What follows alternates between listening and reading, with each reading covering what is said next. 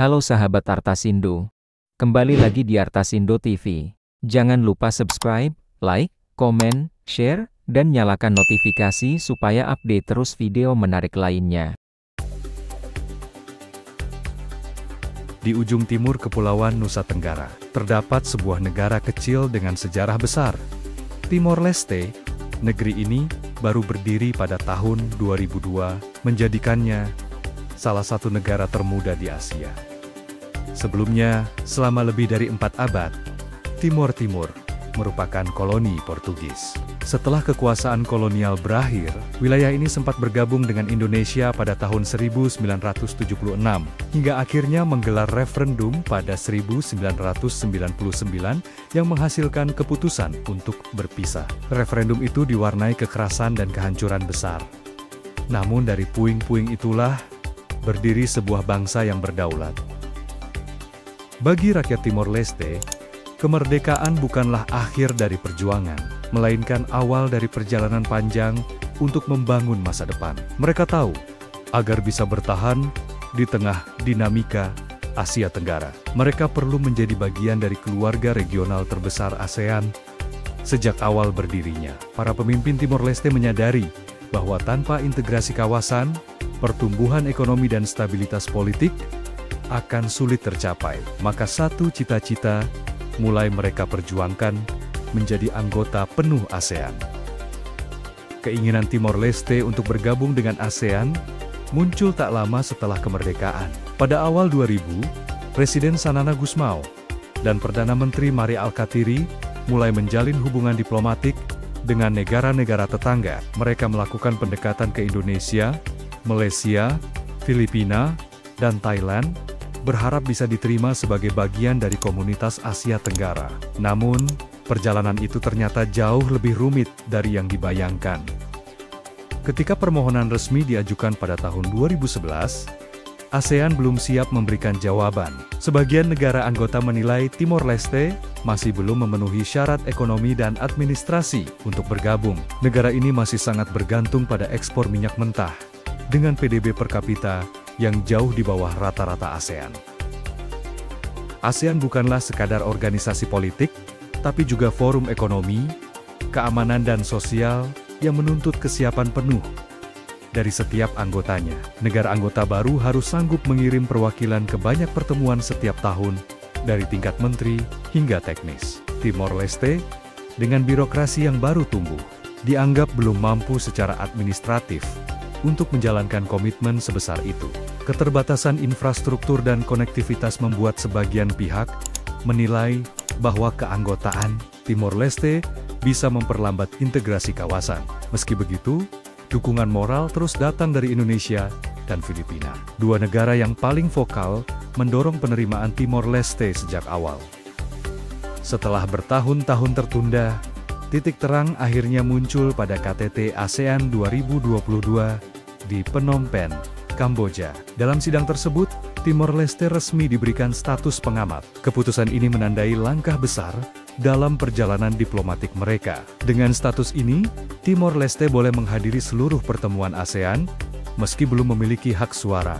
Tujuan pemberian status pengamat ini adalah untuk membantu Timor Leste beradaptasi dengan mekanisme ASEAN, memahami tata kerja, dan memperkuat kapasitas administratif mereka.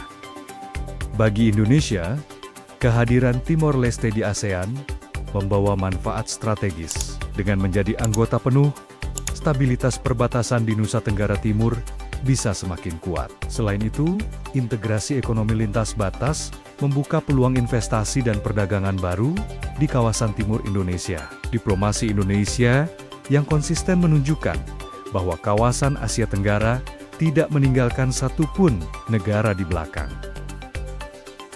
Dukungan terhadap Timor Leste mulai menguat dari berbagai negara anggota. Malaysia dan Filipina sejak awal bersikap terbuka terhadap kehadiran anggota baru. Pada tahun 2024, Perdana Menteri Malaysia Anwar Ibrahim menyatakan bahwa sudah waktunya ASEAN menyambut Timor Leste secara penuh. Menurutnya, negara tersebut memiliki posisi geografis dan budaya yang alami sebagai bagian dari Asia Tenggara.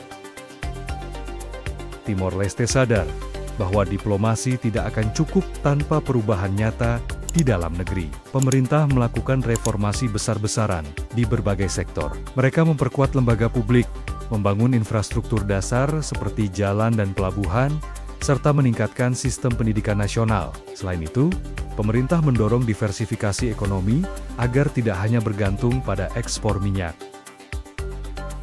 Akhirnya, penantian panjang itu berlalu. Pada KTT ASEAN ke-47 di Kuala Lumpur, 26 Oktober 2025, Timor Leste resmi diterima sebagai anggota penuh ke-11 ASEAN.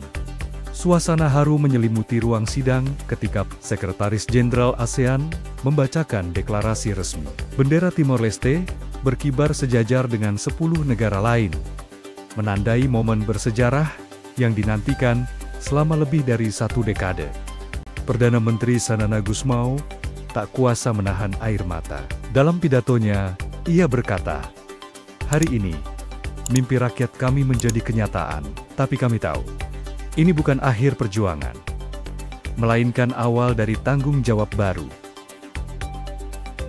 Dengan status anggota penuh, Timor Leste kini memiliki akses ke pasar ASEAN yang bernilai lebih dari 3 triliun dolar AS. Negara ini dapat berpartisipasi dalam ASEAN Economic Community, membuka peluang ekspor baru, dan menarik investasi asing. Selain itu, sektor tenaga kerja dan pendidikan juga akan memperoleh manfaat dari mobilitas regional yang lebih luas. Namun, perjalanan tidak berhenti di sini. Sebagai anggota termuda, Timor Leste menghadapi banyak tantangan. Ekonomi domestik masih rapuh, ketergantungan pada minyak tinggi, dan kemampuan birokrasi publik masih perlu diperkuat. Banyak negara anggota menilai pekerjaan rumah terbesar Timor Leste adalah mempercepat transformasi ekonomi dan memperbaiki kapasitas kelembagaan. Masuknya Timor Leste menandai babak baru dalam sejarah ASEAN. Dengan keanggotaan ke-11, ASEAN kini benar-benar mencakup seluruh wilayah Asia Tenggara. Namun, ini juga membawa tanggung jawab tambahan bagi organisasi. ASEAN harus membantu Timor Leste beradaptasi dengan cepat, agar kesenjangan antar negara tidak semakin lebar. Selain aspek ekonomi dan politik, integrasi sosial dan budaya juga menjadi bagian penting dari keanggotaan ini. Warga Timor Leste kini dapat lebih mudah berpartisipasi dalam pertukaran pelajar, program kebudayaan, dan kerjasama sosial antar negara ASEAN. Bahasa Tetum dan Portugis pun mulai diperkenalkan dalam beberapa forum budaya kawasan, sebagai bentuk pengakuan identitas mereka. Hubungan bilateral antara Indonesia dan Timor Leste semakin erat pasca keanggotaan ini. Kedua negara menandatangani sejumlah perjanjian kerjasama baru di bidang perdagangan, pariwisata, energi, dan pendidikan. Wilayah perbatasan di Nusa Tenggara Timur kini mulai tumbuh sebagai pusat ekonomi lintas batas. Perjalanan Timor Leste menuju ASEAN adalah kisah tentang ketekunan dan harapan. Negara kecil yang dulu dilanda konflik kini menjadi contoh bagi dunia bahwa tekad dan kerja keras bisa mengubah sejarah. Tidak ada jalan yang mudah, butuh lebih dari 14 tahun, berbagai negosiasi, dan reformasi besar di dalam negeri untuk sampai ke titik ini. Bagi rakyat Timor Leste, keanggotaan ini adalah simbol pengakuan bahwa mereka benar-benar menjadi bagian dari Asia Tenggara. Kini, ASEAN beranggotakan 11 negara, dari Myanmar hingga Timor Leste, dengan visi bersama, stabilitas, kemakmuran, dan persatuan kawasan.